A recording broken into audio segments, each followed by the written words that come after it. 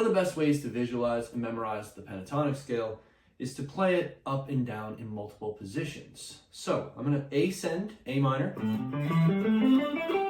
descend through the C major pentatonic scale, or the second position of the A minor pentatonic scale. So before we get started with the lesson, my name is Chris Amadeo. I've been a private instructor over a decade, and I love to share my knowledge with the guitar community in a clear and concise way. In today's lesson, which is really geared towards advancing beginners and early intermediate players who haven't fully memorized the pentatonic scale in multiple positions, or just feel generally confused about how to get that into your muscle memory. So if that sounds like you, let's get started. I'm going to ascend the A minor pentatonic scale, and let's recap for those of you that don't have it memorized.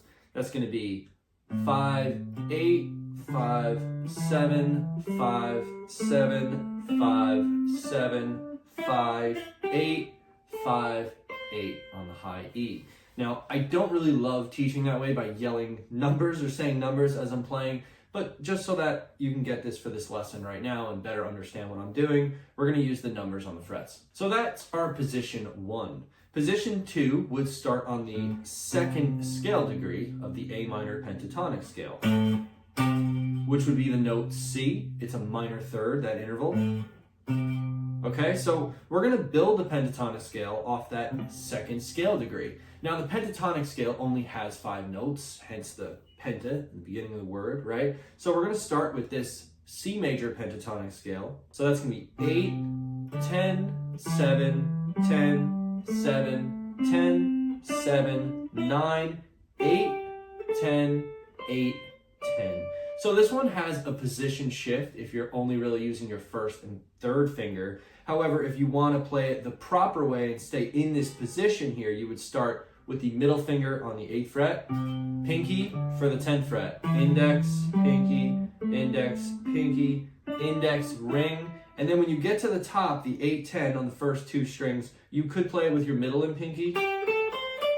But most guitar players tend to use the first and third finger and do a position shift to that 8th fret, which gets more comfortable the more that you run these exercises. It's a great reason to continue to run these connecting exercises. So now I want to break down what I did at the beginning of the video so you understand it conceptually. Ascending A minor pentatonic position 1. Going to the top note of position 2 and descending. Eventually landing at the root, the A root. So once it gets up to speed, then you're starting to feel like, okay, I think I know those two pretty well. Well, then I would start moving it back to the other positions. So for example, I'm going to ascend position 5 now, going into 1. Then you can start combining multiple positions in 1. And that's a good speed, but I think if you can play it at that tempo, it means you pretty much know where you're going.